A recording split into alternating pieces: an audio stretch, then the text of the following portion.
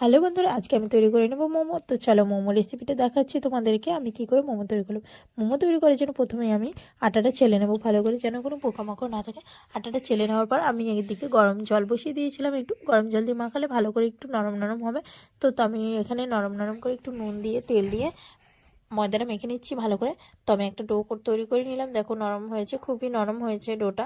তো আমি এটাকে এখন ঢাকা দিয়ে রাখবো কিছুক্ষণের সময়ের জন্য, একটু ঢাকা দিয়ে রাখছি। তারপর আমি এখানে মোমোর জন্য পুর তৈরি করে নিয়েছি। বাঁধাকপি, পেঁয়াজ কুচি, কাঁচা লঙ্কা কুচি, গাজর কুচি আর সামান্য পরিমাণে নুন আর আদা রসুনটা গ্রেট করে দিয়েছি।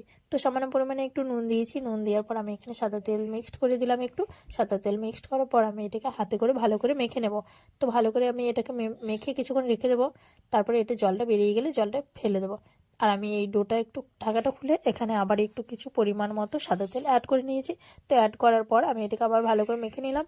মেখে নেওয়ার পর খুব নরম হয়েছে। এবার দেখতে পাচ্ছ তো মোমোর যে পুরটা আমি বানিয়ে রেখেছিলাম, দেখো সেটা থেকে কত পরিমাণ জল বেরিয়েছে, তাই জন্য আমি চিপে নিয়ে নিচ্ছি। তো দেখো আমি এখানে গ্যাসে কড়াই বসিয়ে দিয়েছি। কড়াইয়ে আমি সাদা তেল দিয়ে দিলাম, অল্প কিছু পরিমাণ মতো তার সাদা তেল দিয়ে আমি এখন পুরটা তৈরি করে নেব।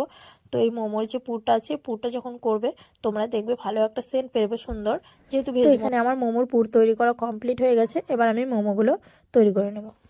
এই দেখো বন্ধুরা, আমি এখন মোমোগুলো তৈরি করে নিচ্ছি। এটা হচ্ছে আসল কাজ। এই দেখো মোমোর ডিজাইনটা খুব কষ্ট করে করছিলাম, কারণ এটা প্রত্যেকবার মোমো করতে গিয়ে ভুলে যায় ডিজাইনটা। তো আবার মনে পড়ে গেছে, এই দেখো ডিজাইনটা করে নিয়েছি। তো কয়েকটা মোমো তৈরি করেছি, তাই জন্য তোমাদেরকে দেখাচ্ছি। তো বন্ধুরা, আমার তো মোমো স্টিম মানে, তাই জন্য আমি একটি ডেকচিতে গরম জল বসিয়ে দিয়েছিলাম, তারপর দিয়ে দিয়েছি ফুটো থালা। তো ফুটো থালার উপর যতগুলো মোমো আটছিল আমি তত কটা মোমোই দিয়ে দিয়েছিলাম।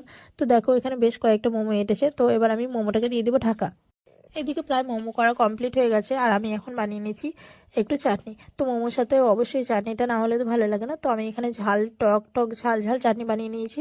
তো এই চাটনিটা আমি কি করে করেছি এটা আরেকদিন তোমাদের সাথে আমি শেয়ার করব। তো তোমরা একটু আমাকে কমেন্টে জানিয়ে দিও যে আমার এই মোমো রেসিপিটি তোমাদের কেমন লাগলো।